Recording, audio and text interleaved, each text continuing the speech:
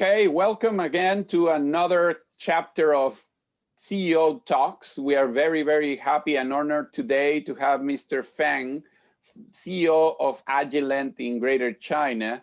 And the idea is that, as you've learned in our previous episodes, we are trying to get the wisdom, the sharing of all the good experiences led by Mr. Feng ahead of this amazing culture of Agilent in China. So we are very happy to have you, Mr. Feng. Thank you for making time for us. Thank you, Mr. Jose. Thank you very much for inviting me on behalf of Agilent China to share and to communicate with you and many other, colleagues and peers. That's great. Yeah, we are very happy to have you. And let's jump in right away. And we normally start by asking something that probably is very common to ask nowadays. What has been your biggest challenge in the past year? What has been the biggest complication you faced, Mr. Feng?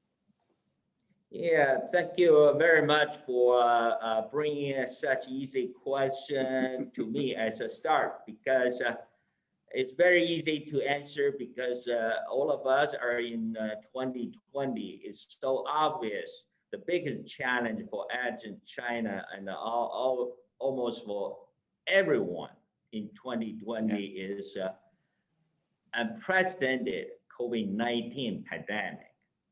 Yeah.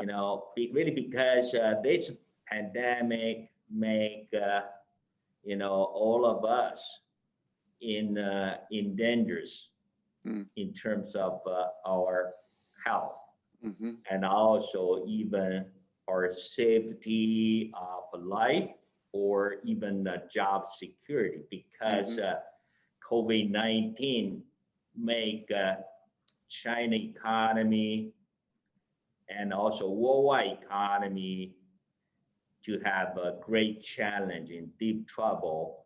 Just take a look at our national economy data. China Q1 GDP dropped to the negative 6.8% in Q1, which is first time for China in last over 30 years.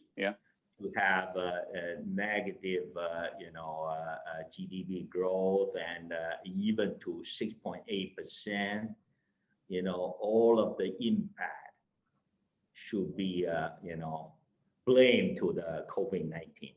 So that's a great challenge to our company's business and a great challenge to our, employees as well. Definitely, I definitely understand, very clearly understand what you mean has been happening all around.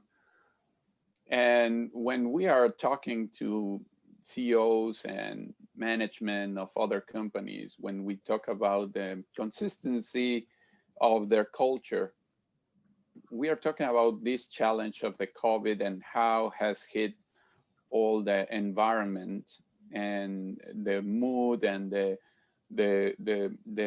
availability of everybody to be well, because we need to be more productive, we need to be more resilient, we need to be more innovative. What has been the biggest learned out of this challenge, Mr. Feng? Yes, I agree with you. COVID-19 is a huge crisis, but in Chinese, crisis means two things. One is the challenges.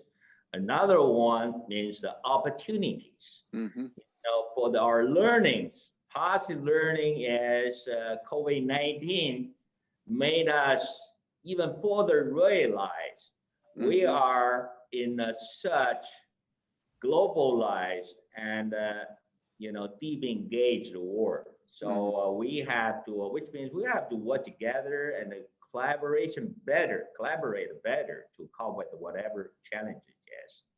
The second one is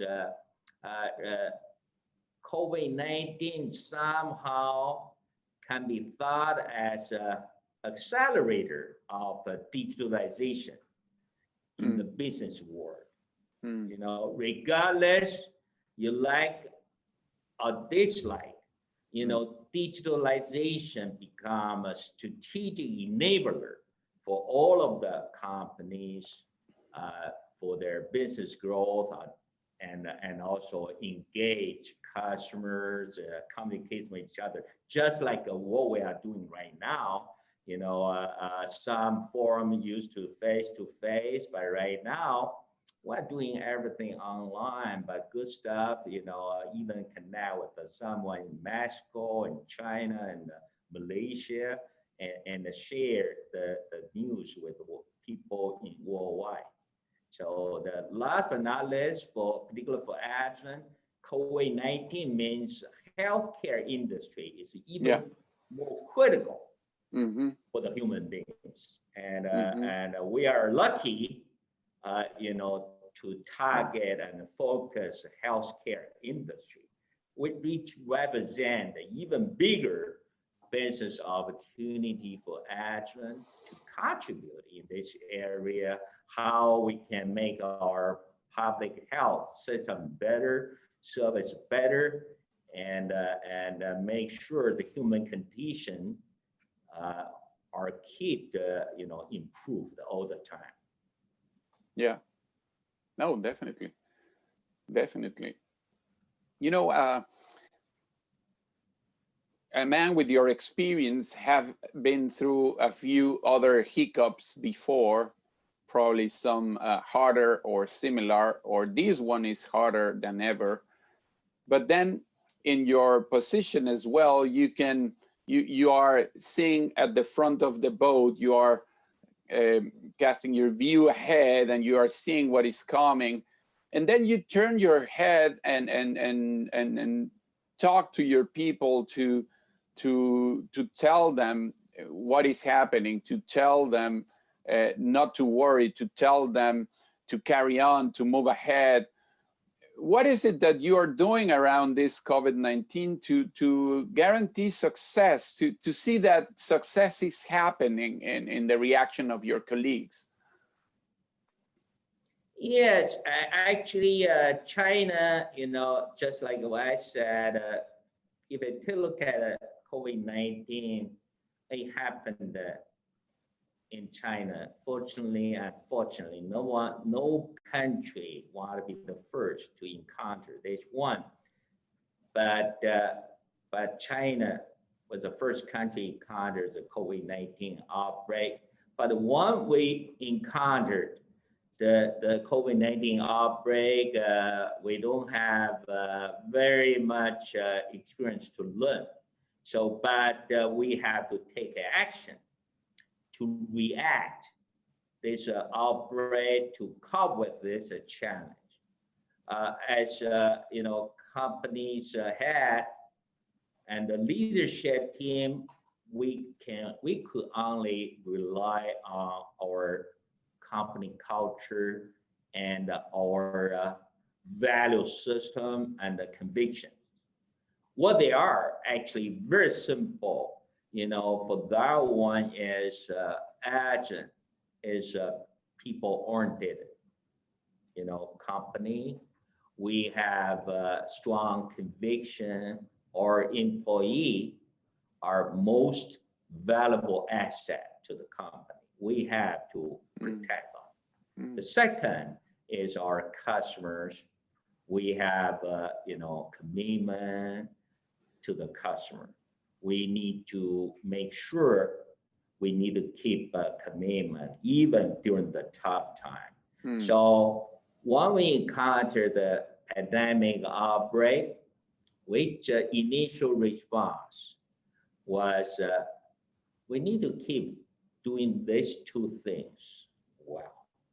So I still remember China got an outbreak. It happened during the Chinese New Year before announcement. So our leadership team immediately to had a meeting during the holiday break. We discussed two things. Number one, how we can make sure our people safe. And the second, how we can keep our business continuity, so we can keep our commitment to our customers, make sure our customers' operation keep running as well. Particularly in China or in the worldwide, our majority of our customers are critical utility, like a pharmaceutical manufacturing, like a CDC, to disease control. They cannot shut down, immediately. They have to keep running. So which means we have to keep running as well to support them. But it doesn't mean we need to ignore our employees. So we have to keep our employees safe. Yeah. So for that one, so we need to make a right decision. Is number one, for all of the employees do not have to work in the office, go to office. They just work from home, so they can keep leverage our digital capability, leverage countries established network to keep a business running. But for those people, something like a manufacturing people, like customer facing service employee, field service engineers, we established the PPE stock, which means wear mask, goggles, and the crop. So we quickly built up the PPE stock and put manufacturing employees and field service employees top priorities to make sure, one, they deliver services to customers. One, they are working in the factories, they are safe. For other employees, we allow them, we ask them to working from home to reduce exposure to the COVID virus, and meanwhile, leverage our network, to keep the job doing. So bottom line is we need to make a good balance for these two things. That's our number one priority. And number two, we jump up with a corporate, CEO and communicate that one, because a company has a unique culture to take care of the people. So we just take one step further to consider what is our people concerns. It's number one, not just about make sure our people are free from COVID-19, because we realize our employee will naturally think about it. If pandemic is so big, that must impact worldwide economy, must impact the country's economy, must impact our company's business, eventually will impact our job security as well. So how we can fix our concerns? We are so lucky, the corporate quickly, make an announcement just in February as well, not just for China, but also for worldwide. Global. Global Agilent will not lay off anyone just because of a COVID-19. Number two, company will not make employees any base salary adjustment, reduction because of COVID-19. So we give, big guarantee we care about the people, but that caring, not just the words, is based on the action, what we did. And so make sure we make people feel safe. We do a lot of work. And meanwhile, in addition to that, we provide employee with, keep with the employee with a lot of communications. For China, for example, we do have employees who work and live in Hubei province. At that time, whole provinces and Wuhan city are locked down. So they feel lonely. Yes. We keep communicate with them all the time. We try to send the face mask to them as well. Even though, at that time, delivery system, logistics system work well, but they keep trying. And people know that one. And meanwhile, we leverage global collaboration. In the very beginning, wear mask is so, rare, cannot available, but we contact our colleagues in Korea to send us the wear mask, 50,000, I remember, N95 wear mask to China to build up the stock. And send them to our employee in Hubei province. And let our first line employee, manufacturing employee, and field service employee to use first. So they can, deliver service to our customer, ship product to worldwide customer, and meanwhile they feel safe, they feel be cared. No, totally, I understand, because, but what comes to my mind listening to these great actions, thank you for sharing, Mr. Fang, is that when we are talking to all these leadership team members, and they are delivering, they're trying their best to accommodate or to adjust their policies and their practices, their protocols to take care of all the situation. But where they have a particular challenge and where we are finding that the big difference happens is the delivery of those practices, if you know what I mean. One thing is to decide we're going to send the mask, we are going to keep communication, we are going to do all this great stuff, great practices you're sharing. But the trick is in how you actually deliver them, how you actually make contact with them. And by doing that, you raise the level of trust, and that is amazingly powerful. Do you remember any particular situation in which you were challenged about building trust by delivering these really good practices, but by doing it in the right way so you can even boost them even higher?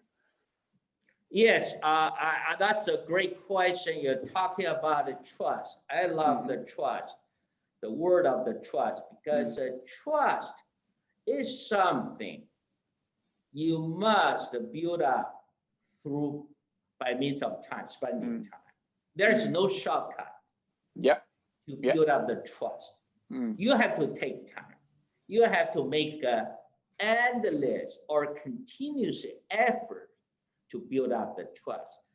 For example, if you're talking about someone, I work with this person for 10 years, 20 years, time will make a huge difference. Compare with you work with someone just 1 year. That is the gap you cannot easily overcome. So that's a unique advantage if you have built up the trust already. So that's what I mean for Agilent, because of our years of efforts to take care of our people. Years of practice, of course, they are involving practice.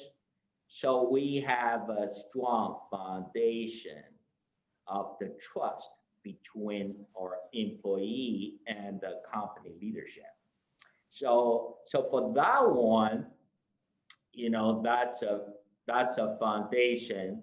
We are unique. But number two, when you encounter the tough time, the tough times for trust is kind of a double-edged sword.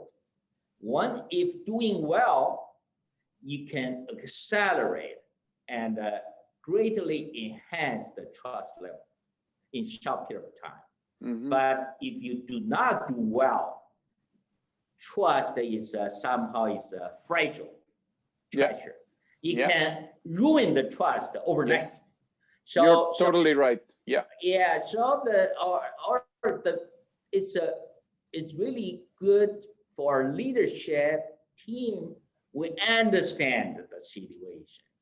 We understand that is a great opportunity for company and the leadership team. If perform well, do our job well, we can even greatly enhance our trust level between company and the employee. So we understand the how critical our job is. So for that one, so we always put employees' safety and the health as the number one priority. When we do that, that will inspire the employees' sense of duty, and a sense of commitment and a sense of passion to their customers and to companies. They take an initiative to support customers, to take an initiative to work even harder in the production line to keep our manufacturing running. So that's kind of the positive, the cycle and the flywheel we during the tough time.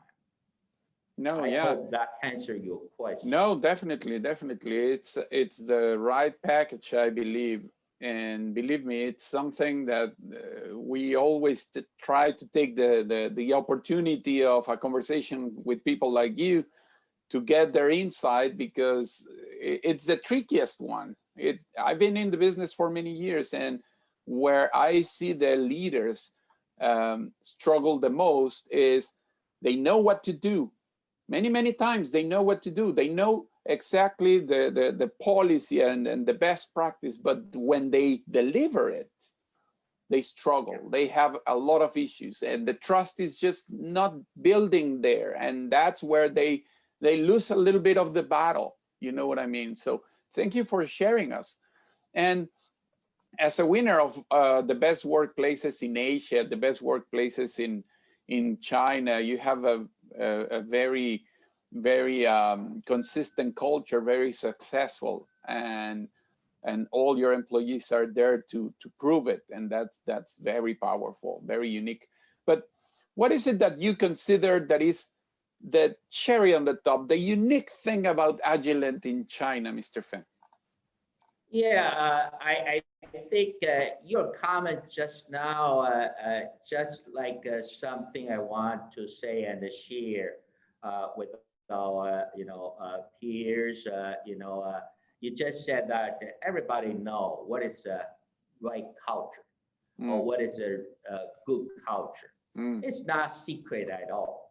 The only difference or challenge is how you do and how you deliver the result. That is the major difference or secret I want to share.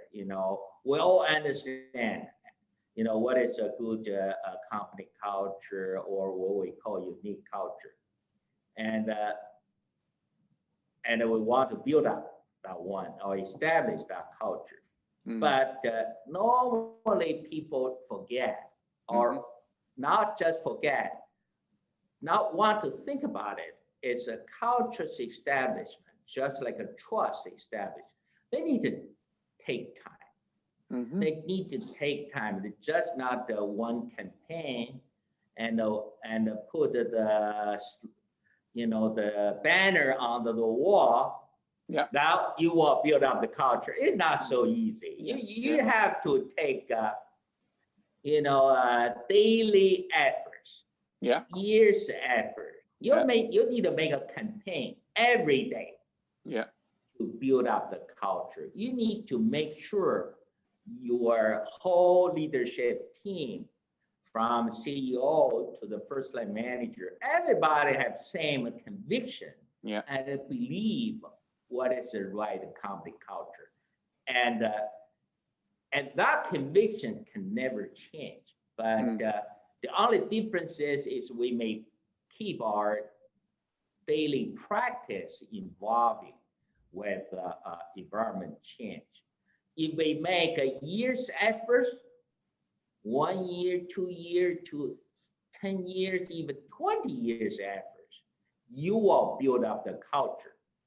And that will become your unique advantage. No one can overcome or catch up you overnight. They have to spend a similar time, exactly, even longer time to catch up with you. So that's you know, the secret. I love the Kung Fu star, you know, the Bruce Lee said. The code, you know, knowing is not enough. You must do. Willing is, you know, not knowing is not enough. You must apply. Willing is not enough. You must do. You know, it's not a secret, but all about your commitment to do it on a daily basis. Yeah, but you're right. People are like looking for secrets. Well, there are not necessarily secrets. There are just actions and willpower and the alignment of doing it in the right way. Avoid getting carried by your emotions. Be very focused. I don't know. There's a lot of formulas that many of the leaders of organizations today are sharing, like you, and we want to thank you again for that. Can I ask you if the interaction and the work that you're doing with Great Place to Work has been giving you advantages? Is it something that is partnering and helping with the way you're building your organization, your culture? Yes, definitely.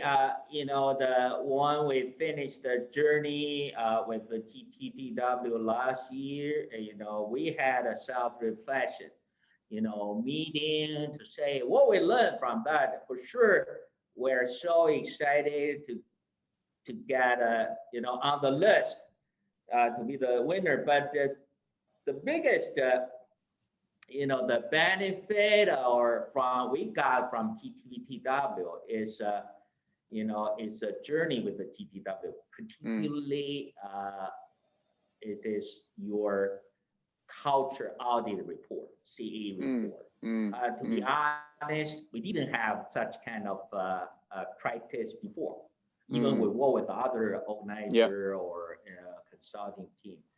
The culture audit report did give our leadership team a great opportunity to have a systematic reflection about what about our Agilent daily practice to build up or maintain the company culture, and to build up and maintain the trust between employee and the company. To be honest, we didn't do that before, although we have very rich and practice and stories. But I bet you do, got a reflection, consolidate them together, and understand better who we are, what we did, and which our practice have a great impact on employee, and why.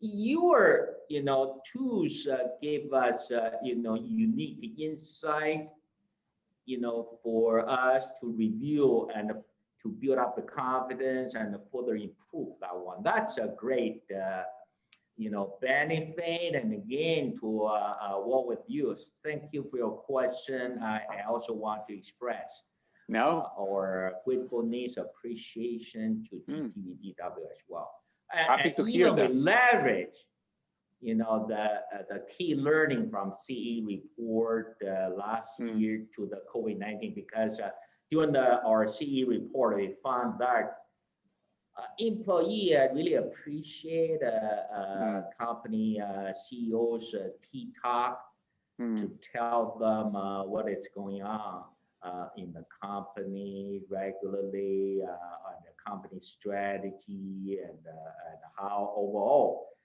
rest of the world, not just in China, in other country worldwide, how we immediately to say, hey, right after, the COVID-19 outbreak in February, we got the first online, employee T-top to over 1,000, almost 2,000 employee online. Wow.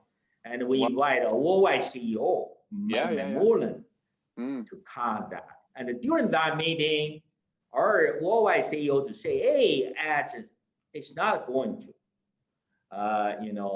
leave off anyone just because of COVID-19. We're not going to change employees' base salary just because, that's so powerful. During the tough time, even nobody know how bad, COVID-19 is going to be.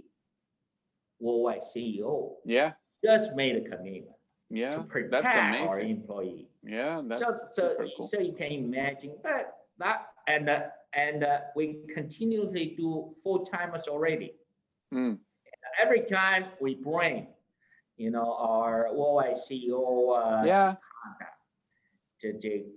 our T-top employee greatly appreciate. I would like to attribute it to your CE report that gave us an insight and more confidence. That should, communication make difference. Ironically, this situation, this digital world made it easier. We just needed to shift the paradigm and adapt to this way of communication. But by having it, we are actually having a lot of advantages of having people that otherwise was visiting once a year. Now we're listening to that person more often, and with all the benefits that can bring us, right? And you were saying, Mr. Feng, something that I really like, and thank you for sharing that about the culture audit. Something that we normally find when we are contracting. Let me tell you quickly the story. When we are doing the contract with our customers, and they're asking who should be answering the culture audit, and I always say, well, ideally, the culture audit should be something that every single executive team member should be looking at, because besides or beyond the compilation of good practices that is normally done by HR, I'm pretty sure every single leader is doing something else, right?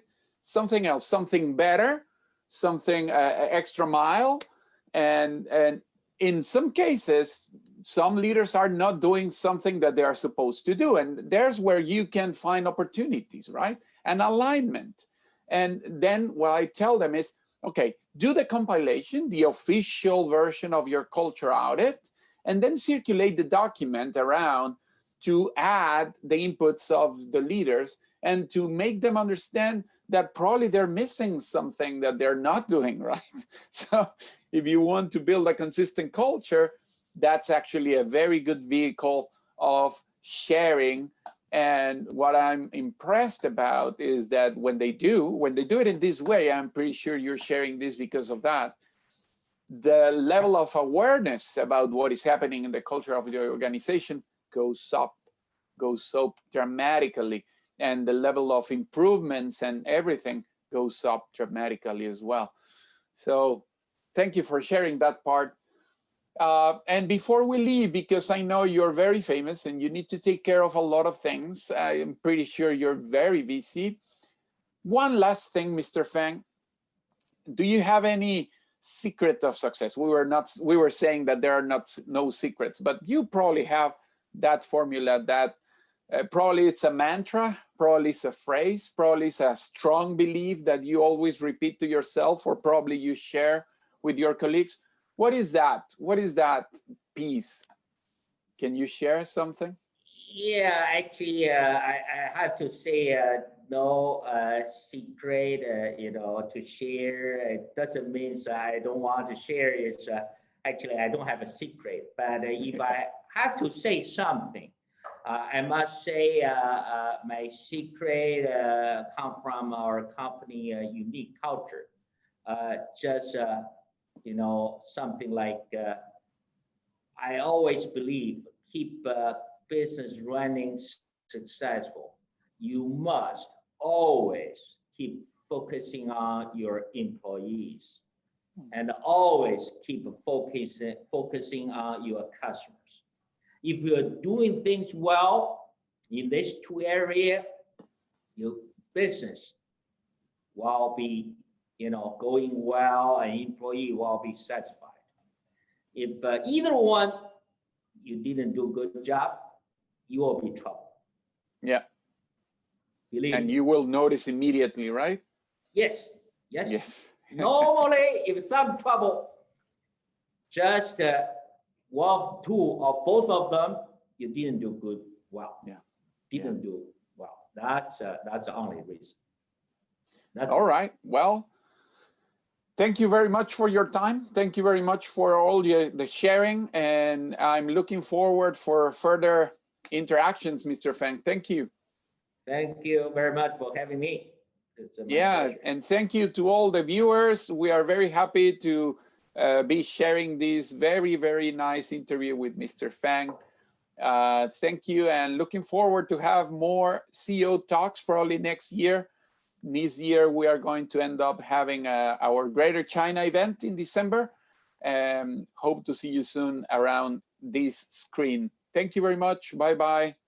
Bye-bye. Take care.